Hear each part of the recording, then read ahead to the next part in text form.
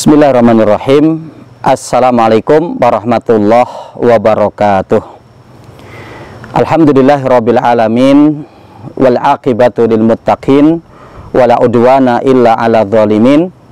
Asyhadu an la ilaha illallah wahdahu la syarikalah wa asyhadu anna Muhammadan abduhu wa rasuluhu la nabiyya wa la rasulahu ba'dah. Allahumma anfa'na ma 'allamtana wa 'allimna ma yanfa'una. Allahumma zidna ilma. Kaum muslimin dan muslimat rahimani wa rahimakumullah, tidak bosan-bosannya kita untuk selalu bersyukur kepada Allah Subhanahu wa taala atas segala limpahan nikmah, taufik serta hidayahnya.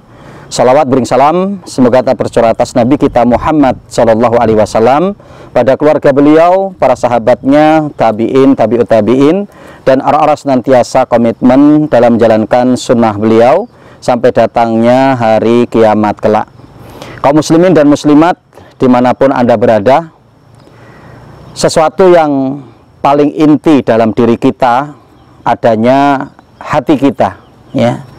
Inilah yang disebutkan oleh Rasulullah Shallallahu Alaihi Wasallam di dalam riwayat Muslim, ya, ketika Rasul Shallallahu Alaihi Wasallam mengatakan, ala inna fi kulli jasadi mudghah idza salahat salahal jasadu kulluh wa idza fasadat fasadal jasadu kulluh ala wahyal qalbu.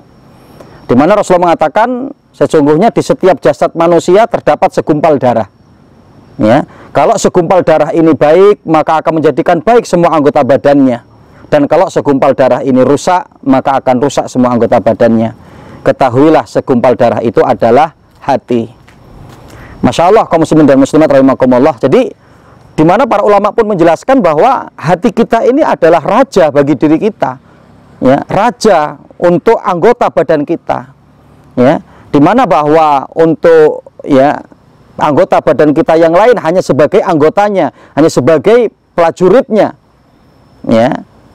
Jadi apa yang akan dilakukan oleh mata, apa yang akan dilakukan oleh tangan, apa yang akan dilakukan oleh lisan, apa yang akan dilangkahkan oleh kaki, itu tergantung dengan kondisi hati, ya. Yang karenanya kaum muslimin rahimakumullah, ada satu ungkapan yang disampaikan oleh Imam Ibnu Qayyim Al-Jauziyah yang beliau sampaikan dalam kitabnya Al-Fawaid. Bagaimana kita untuk, ya, menjadikan hati kita ini menjadi hati yang sehat. Bagaimana kita untuk mengkonsep agar hati kita menjadi hati yang baik. Ya. Di antaranya beliau menyebutkan utlub qalbaka fi thalathati mawatin. Beliau mengatakan carilah hatimu pada 3 tempat. Ya, upayakanlah untuk agar hatimu dalam kondisi sehat, kondisi baik pada 3 tempat. Apa itu? Beliau mengatakan yang pertama adalah inda sima'il Quran. Pada waktu ketika Anda mendengar Al-Quran, pada waktu ketika Anda membaca Al-Quran, ya, maka disitulah akan hadir hati kalian. Ya, bahkan Masya Allah, kita mendapati sahabat Utsman bin Affan radhiyallahu ta'ala anhu, beliau mengukur kebaikan dan keburukan hati kita itu dapat diukur dengan Al-Quran. Yang kalaulah hati kita ini bersih, hati kita ini baik, tentunya tidak akan pernah, ya, kita merasa bosan dengan membaca Al-Quran. Itu yang disampaikan oleh beliau. Ya, lau tahurat qulubuna masyabi'at min kalami rabbina. Beliau mengatakan kalaulah hati kita ini bersih, maka tidak akan mungkin kenyang ketika kita membaca ayat-ayat Allah. Ya, kalam Allah Subhanahu wa taala, kalam Rabb kita. Ya. Nah, sehingganya apa? Mari untuk membersihkan hati kita, ya, dapat kita upayakan yaitu dengan mendengar Al-Quran, membaca Al-Quran. Ini yang pertama. Kemudian yang kedua, ya, yaitu apa? Inda majalis dzikri, yaitu dalam majelis-majelis ilmu. Ya. Maka Masya Allah, kaum muslimin rahimakumullah, ya, Rasulullah sampai menghukumi bermajelis ilmu itu kewajiban. Yang meninggalkan akan berdosa. Ya, dalam riwayat Muslim Rasulullah mengatakan thalabul ilmi fardhatun ala kulli muslimin. Menuntut ilmu itu adalah satu kewajiban bagi kaum muslimin. Ya, sehingga jangan sampai dengan waktu-waktu kita untuk mengejar dunia ini, untuk berbisnis, berusaha dengan kegiatan harian kita yang sampai kita tidak punya waktu untuk bermajelis ilmu. Ya, apakah kita akan menjadi manusia yang sia-sia, menjadi manusia yang buruk? Ya, disebabkan karena kita tidak berilmu.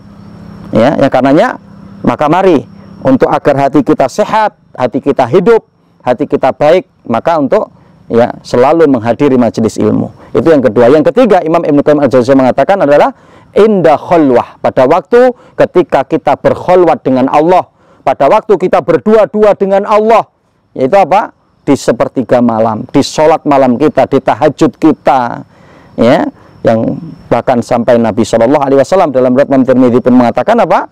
Ya, bahwa ya afdhalus shalah ba'dal faridah ya qiyamul lail, di mana Rasulullah mengatakan sholat yang paling baik setelah sholat wajib itu adalah sholat malam, ya, atau sholat tahajud.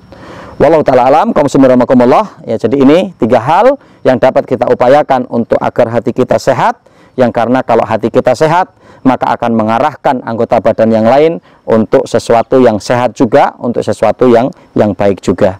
Wallahu ta'ala alam, mudah-mudahan bermanfaat. Aku qouli hadza wa billahi taufiq wal hidayah. Wassalamualaikum warahmatullahi wabarakatuh.